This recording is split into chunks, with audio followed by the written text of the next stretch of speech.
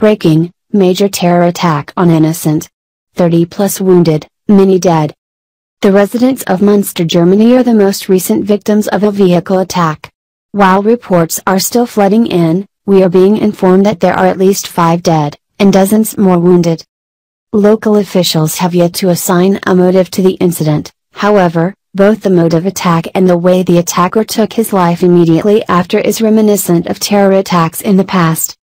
Sky News reported 6 people are in critical condition. As with many breaking stories, the first reports of the attack went out on Twitter. After the initial information was released, pictures and confirmation, as well as casualty reports followed.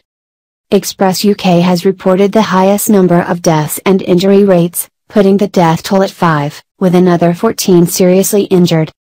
The first pictures have emerged from Munster in Germany after a van was driven into a group of people, killing several and injuring dozens.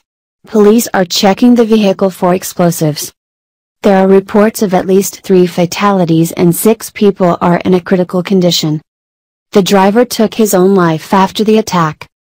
The vehicle, described as a small truck, appears to have rammed into a crowd of people who were sitting around the Keep Girl statue in Munster's Old Town. Emergency services vehicles raced to the scene and a police helicopter is hovering above the medieval town about 300 miles west of the capital Berlin. First pictures from the scene show upturned chairs and tables outside a pavement cafe in the public square. The area is very popular with tourists and was packed at the time of the attack with people enjoying the spring weather. Much of the town is cordoned off and locals have been asked to avoid the area. Fire brigade spokesman said the number of affected people is at about 50. Eric Rengos, chairman of German Police Union said, "First of all, we are mourning for the victims and injured people. Our condolences to all the injured people and the family of the dead and injured, and we also wish a speedy recovery. We now have to investigate and arrest those responsible to avoid further attacks. Police are not looking for any further suspects." The van attack comes on the first anniversary of the Stockholm attack, where a hijacked lorry was deliberately driven into crowds before being crashed through a corner of a department store. 5 people were killed and 14 others were seriously injured. While the information is still developing, a translation of a German news outlet provides even more information. Their reporters learned from police that while the perpetrator himself died of a self-inflicted wound, police are searching for at least 2 more suspects. They also report that police helicopters have been brought in to assist in the search. Police also have the areas cordoned off and are warning people to stay away.